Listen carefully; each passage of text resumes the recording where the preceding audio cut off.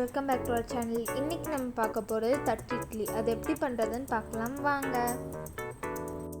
அதுக்கு நாங்கள் 1 கப் உளுந்து எடுத்திருக்கோம்.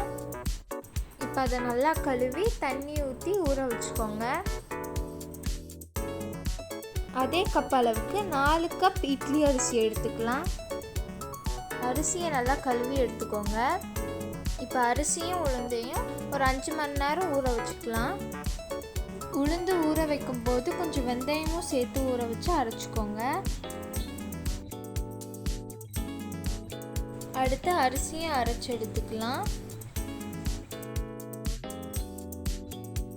அரிசியும் உளுந்தும் நல்லா அரைச்சாச்சு. இப்போ தேவையான அளவு உப்பு போட்டு நல்லா மிக்ஸ் பண்ணி வச்சுக்கோங்க. இப்போ நல்லா மிக்ஸ் பண்ணிட்டோம். இப்போ இதை க்ளோஸ் பண்ணி வச்சு ஒரு 8 ஹவர்ஸ் அப்படியே விட்டுடுங்க.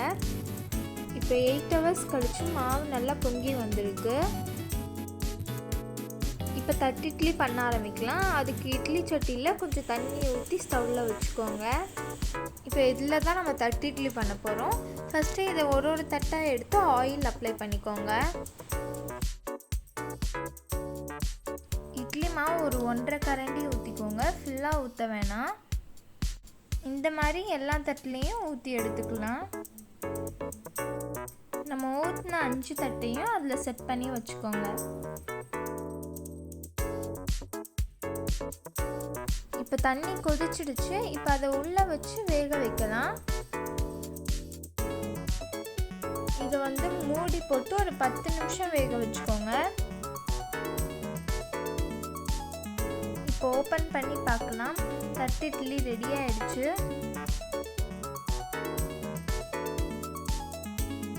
இப்போ அதை வெளியே எடுத்துட்டு எல்லாத்தையும் ஒரு 5 நிமிஷம் ஆற வச்சுக்கோங்க.